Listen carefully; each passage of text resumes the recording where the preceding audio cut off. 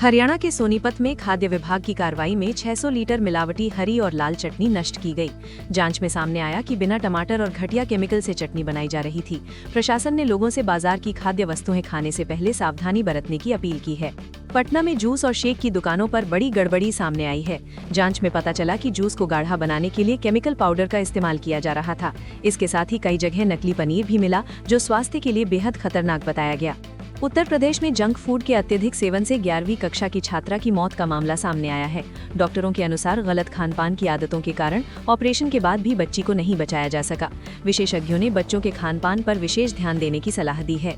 प्रवर्तन निदेशालय ने दिल्ली एनसीआर में 125 करोड़ रुपए के फर्जी कॉल सेंटर घोटाले का खुलासा किया है। ये गिरोह अमेरिकी नागरिकों को टैक्स सपोर्ट फ्रॉड के जरिए ठग रहा था। मुख्य आरोपी की गिरफ्तारी के साथ करोड़ों की संपत्ति जब्त की गई है।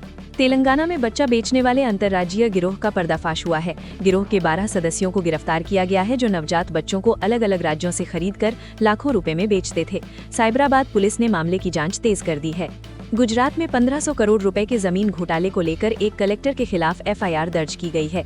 ईडी की टीम लगातार छापेमारी कर रही है। मामला सरकारी जमीन के गलत आवंटन और दस्तावेजों में हेरफेर से जुड़ा बताया जा रहा है। सरकार ने लड़का पैदा करने के झूठे तरीके बताने वाली वेबसाइट्स और वीडियो पर सख्त कार्रवाई की है। स्वास्थ्य मंत्रालय ने करीब 1000 वेबसाइट्स को ब्लॉक किया है। राज्यों को निर्देश दिए गए हैं कि ऐसे कंटेंट पर तुरंत कार्रवाई की जाए। राजस्थान के ब्यावर में बाइक स्टार्ट करते समय इंजन फटने से 2 भाई गंभीर रूप से घायल हो गए। हादसे में एक युवक की उंगलियां अलग हो गईं। शुरुआती जांच में इंजन में ऑयल की कमी को दुर्घटना का कारण बताया जा रहा है। सीकर के खाटू श्याम मंदिर में एक भक्त द्वारा हेलीकॉप्टर से पुष्प वर्षा करवाई गई। मंदिर के ऊपर 3 चक्कर लगाकर करीब आधे घंटे तक फूल बरसाए गए। इस दृश्य को देखने के लिए श्रद्धालुओं की भारी भीड़ उमड़ पड़ी। मध्य प्रदेश के छिंदवाड़ा में जहरीले कफ सिरप कांड का शिकार हुआ 5 साल का बच्चा 115 दिन बाद अस्पताल से घर लौटा। लंबा इलाज चला, हालांकि उसकी आंखों की रोशनी चली गई। परिवार ने इसे किसी चमत्कार से कम नहीं बताया। संसद परिसर में स्मार्ट गैजेट्स के इस्तेमाल पर रोक लगा दी गई है। लोकसभा सचिवालय ने सांसदों से अपील की है कि स्मार्ट चश्मा, पेन, कैमरा और वॉच जैसे उपकरण न लाएं, क्योंकि ये प्राइवेसी और सुरक्षा के लिए खतरा बन सकते हैं। दिल्ली हाईकोर्ट ने राजधानी की खराब हवा को लेकर सवाल उठाया है कि जब हालात आपातकाल जैसे हैं तो एयर प्यूरिफायर पर 18% जीएसटी क्यों लगाया जा रहा है। कोर्ट ने सरकार से इस पर जवाब मांगा है। केंद्रीय मंत्री नितिन गडकरी ने कहा कि प्रदूषण का बड़ा कारण ट्रांसपोर्ट सेक्टर है। उन्होंने इलेक्ट्रिक और हाइड्रोजन वाहनों को बढ़ावा देने की जरूरत बताई और कहा कि दिल्ली में कुछ दिन रुकने पर ही स्वास्थ्य प्रभावित हो जाता है। नवी मुंबई इंटरनेशनल एयरपोर्ट से 25 दिसंबर से वाणिज्यिक उड़ानों की शुरुआत हो गई है। इससे मुंबई क्षेत्र की हवाई क्षमता बढ़ेगी और भीड़-भाड़ कम होगी। शुरुआती चरण में घरेलू उड़ानों का संचालन किया जाएगा। कांग्रेस में प्रियंका गांधी को नए साल में बड़ी जिम्मेदारी मिलने की संभावना जताई जा रही है। मौजूदा समय में वो महासचिव हैं। सोनिया गांधी के सक्रिय राजनीति से पीछे हटने के बाद पार्टी में भूमिका बढ़ने की चर्चा है। देश भर में क्रिसमस का पर्व धूमधाम से मनाया जा रहा है। चर्चों को रोशनी से सजाया गया है और प्रार्थनाओं में बड़ी संख्या में श्रद्धालु शामिल हुए हैं। सुरक्षा के कड़े इंतजाम किए गए हैं। पूर्व प्रधानमंत्री अटल बिहारी वाजपेयी की 121वीं जयंती पर प्रधानमंत्री मोदी लखनऊ में कार्यक्रम में शामिल होंगे। राष्ट्र प्रेरणा स्थल के उद्घाटन के साथ बड़ी जनसभा की भी संभावना है। भारत ने टैरिफ दबाव के बावजूद कई देशों के साथ संतुलित व्यापार समझौते किए हैं। अमेरिका के दबाव में आए बिना ब्रिटेन, ओमान और न्यूजीलैंड से ट्रेड डील कर भारत ने अपनी आत्मनिर्भर व्यापार नीति को मजबूत किया है। रूस चंद्रमा पर बिजली उत्पादन प्रणाली विकसित करने की तैयारी में जुटा है। ये कदम ऐसे समय उठाया गया है जब अमेरिका और चीन भी चांद पर अपनी मौजूदगी बढ़ाने की कोशिश कर रहे हैं। अमेरिका के लॉस एंजलिस में भारत का नया काउंसलर एप्लीकेशन सेंटर शुरू हुआ है। इससे पासपोर्ट, वीजा और ओसीआई जैसी सेवाएं एक ही जगह मिलेंगी और लाखों भारतीयों को राहत मिलेगी। केंद्र सरकार ने अरावली पर्वतमाला में नए खनन पट्टों पर पूरी तरह रोक लगा दी है। सभी राज्यों को निर्देश जारी किए गए हैं। सरकार ने कहा है कि अरावली संरक्षण से कोई समझौता नहीं किया जाएगा। अरावली की 100 मीटर ऊंचाई वाली परिभाषा को सुप्रीम कोर्ट में चुनौती दी गई है। कोर्ट ने राजस्थान, हरियाणा और केंद्र सरकार को नोटिस जारी किया है। मामले की सुनवाई शीतकालीन अवकाश के बाद होगी। प्रधानमंत्री मोदी ने वीबी जी राम जी कानून की प्रशंसा की। कहा कि इससे गांवों में रोजगार और कृषि संपत्ति को बढ़ावा मिलेगा। ये कानून मनरेगा की जगह लेगा और ग्रामीण अर्थव्यवस्था को मजबूत करेगा। राजस्थान में पाकिस्तान सीमा के पास नए एयरबेस के निर्माण का रास्ता साफ हो गया है। इसके बनने से भारतीय फाइटर जेट्स कुछ ही सेकंड में पाकिस्तान के प्रमुख ठिकानों तक पहुंच सकेंगे। LIC हाउसिंग फाइनेंस ने होम लोन की ब्याज दरों में कटौती की है। अब 7.15% शुरुआती दर पर लोन मिलेगा। अच्छे सिबिल स्कोर वालों को इसका सबसे अधिक लाभ मिलेगा। भारतीय रिजर्व बैंक ने चेक क्लियरेंस से जुड़ी नई व्यवस्था को फिलहाल टाल दिया है। फेज 2 सिस्टम को अगले आदेश तक स्थगित किया गया है, जिससे बैंकों और ग्राहकों को राहत मिली है। हरियाणा के सोनीपत में खाद्य विभाग की कार्रवाई में 600 लीटर मिलावटी हरी और लाल चटनी नष्ट की गई। जांच में सामने आया कि बिना टमाटर और घटिया केमिकल से चटनी बनाई जा रही थी। प्रशासन ने लोगों से बाजार की खाद्य वस्तुएं खाने से पहले सावधानी बरतने की अपील की है। पटना में जूस और शेक की दुकानों पर बड़ी गड़बड़ी सामने आई है। जांच में पता चला कि जूस को गाढ़ा बनाने के लिए केमिकल पाउडर का इस्तेमाल किया जा रहा था। इसके साथ ही कई जगह नकली पनीर भी मिला, जो स्वास्थ्य के लिए बेहद खतरनाक बताया गया। उत्तर प्रदेश में जंक फूड के अत्यधिक सेवन से 11वीं कक्षा की छात्रा की मौत का मामला सामने आया है। डॉक्टरों के अनुसार गलत खानपान की आदतों के कारण ऑपरेशन के बाद भी बच्ची को नहीं बचाया जा सका।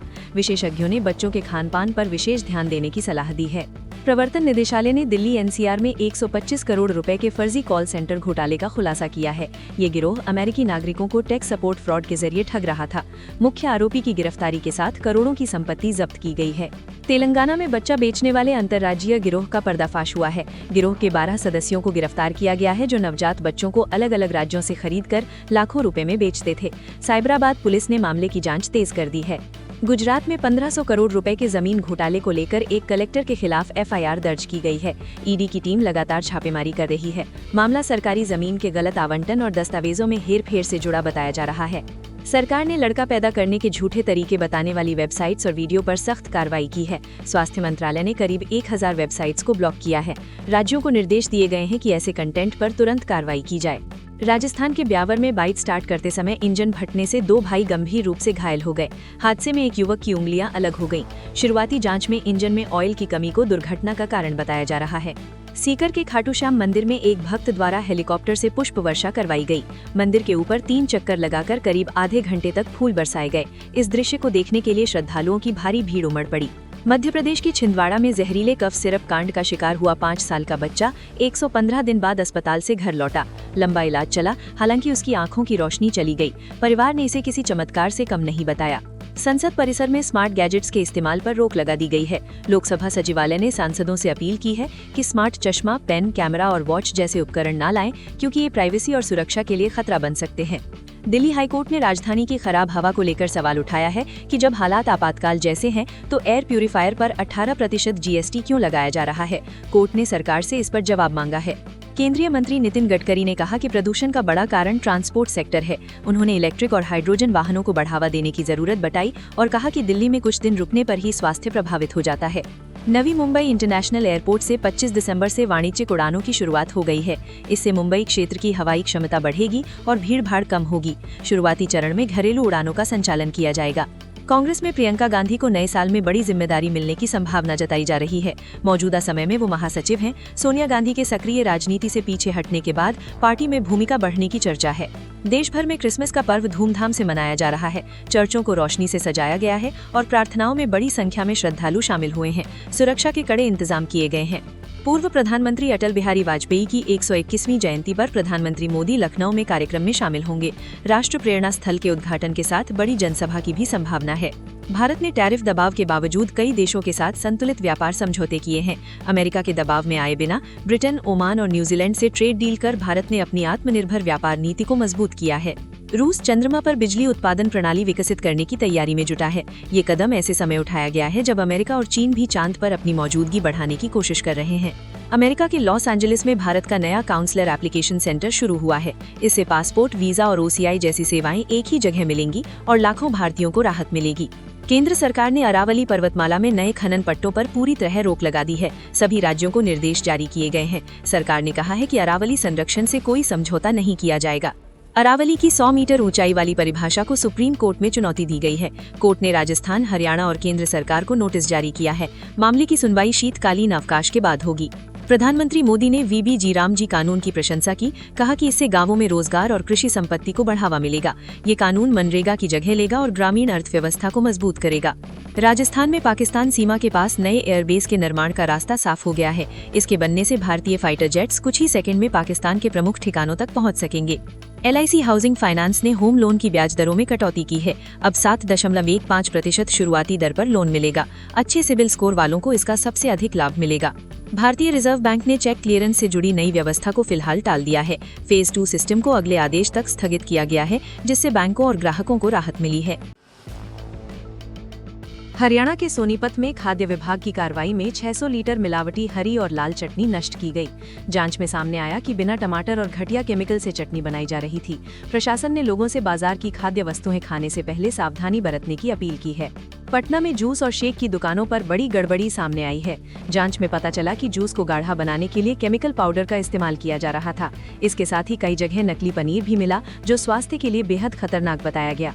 उत्तर प्रदेश में जंक फूड के अत्यधिक सेवन से 11वीं कक्षा की छात्रा की मौत का मामला सामने आया है।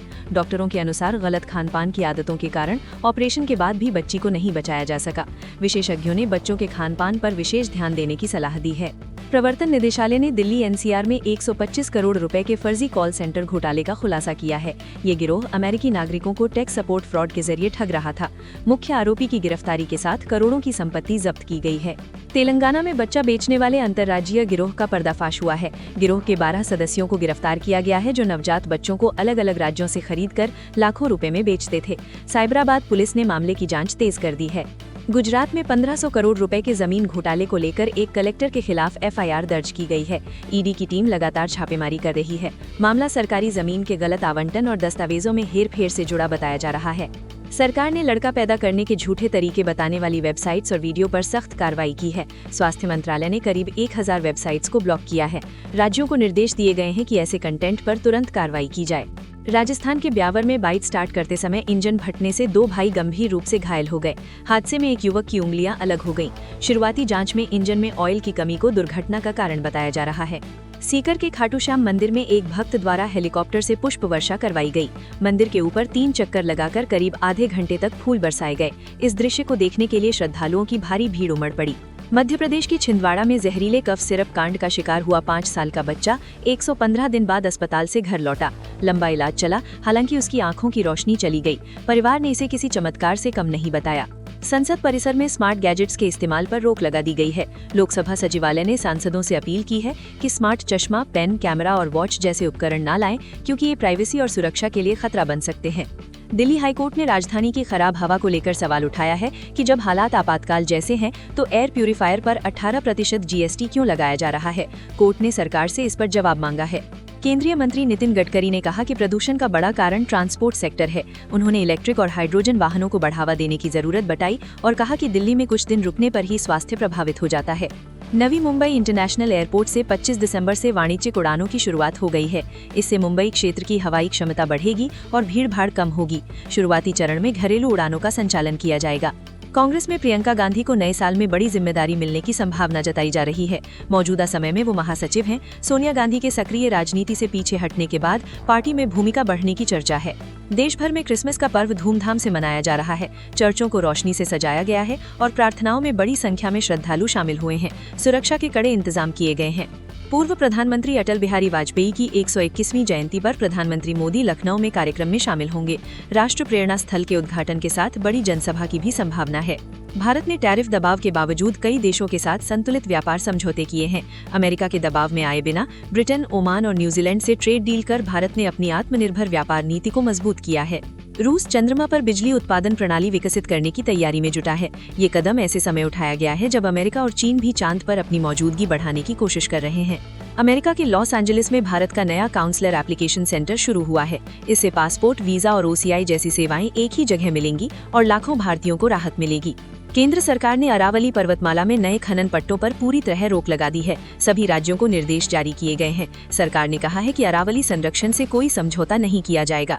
अरावली की 100 मीटर ऊंचाई वाली परिभाषा को सुप्रीम कोर्ट में चुनौती दी गई है। कोर्ट ने राजस्थान, हरियाणा और केंद्र सरकार को नोटिस जारी किया है। मामले की सुनवाई शीतकालीन अवकाश के बाद होगी।